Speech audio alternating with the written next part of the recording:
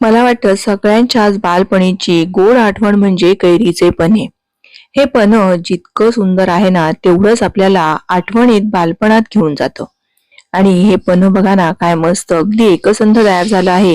हे आपण बाटलीमध्ये भरून महिनाभर ठेवू शकतो आणि म्हटलं तर अगदी अर्ध्या मिनिटामध्ये बनवून तयार होतं. मुळात म्हणजे शरीराला मनाला तृप्ती देणारं आणि जिभेची रसना पुरवणारं हे पन्ह कसं तयार करायचं याची साधी सोपी आणि अचूक पद्धत पाहणार आहोत.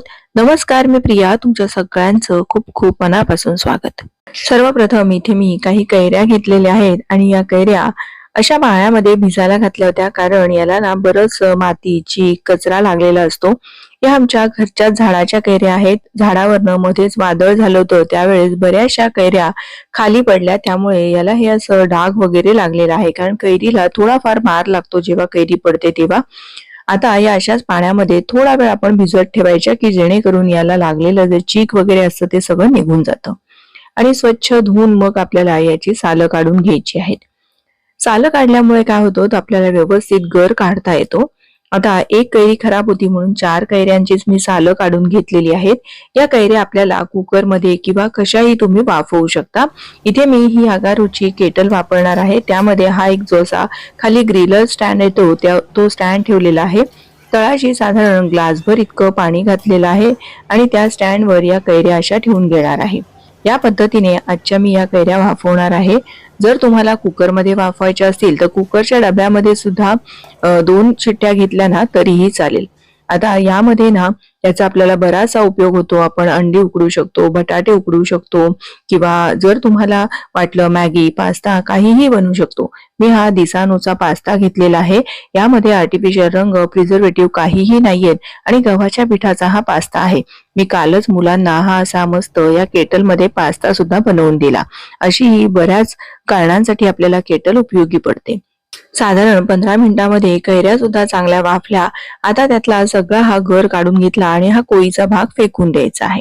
आता हे आपला जो गर आहे ना तो साधारणपणे किती आहे त्या अंदाजाने आपल्याला यामध्ये गूळ घालायचा. 1 कप इतका हा गर आहे, त्याकरता मी 1 कप इतकाच गूळ घातलेला आहे. किंवा जर कैरी खूप आंबट असेल तर थोडं जास्त गूळ घातला तरीही चालेल. थोडंसं केशराचं पाणी घातलेलं आहे आणि वेलची पूड घातलेली आहे. तुम्हाला जर जिरे वगैरे घालायचं असेल, किंवा काही जण यामध्ये जिरे पूड, काळी मिरी पूड सुद्धा घालतात, पण आमच्याकडे फक्त वेलची आणि गूळ युक्त असंच हे पन्ह आवडतं. आता हे मिक्सरच्या भांड्यामध्ये सगळं घालायचं आणि एकसारखं फिरवून घ्यायचं. असं केल्याने काय होतं, गुळाचे खडे राहत नाही आणि मस्त असं एकसंध आपलं हे पन्ह तयार होतं. हे तयार केलेलं पन्ह आहे ते जर आपण एखाद्या हवाबंद बरणीमध्ये भरून जर फ्रीज मध्ये ठेवलं ना तर अगदी महिनाभर सुद्धा आरामात चांगलं राहतं. बघा, अजिबात गुळाच्या गुठळ्या नाहीयेत. छान असं हे पन्ह आपलं तयार झालेलं आहे. पन्ह ठेवण्यासाठी शक्यतोवर काचेची बॉटल घ्यायची आणि बघा या झाकणाला ना आतून रबर कोटिंग आहे.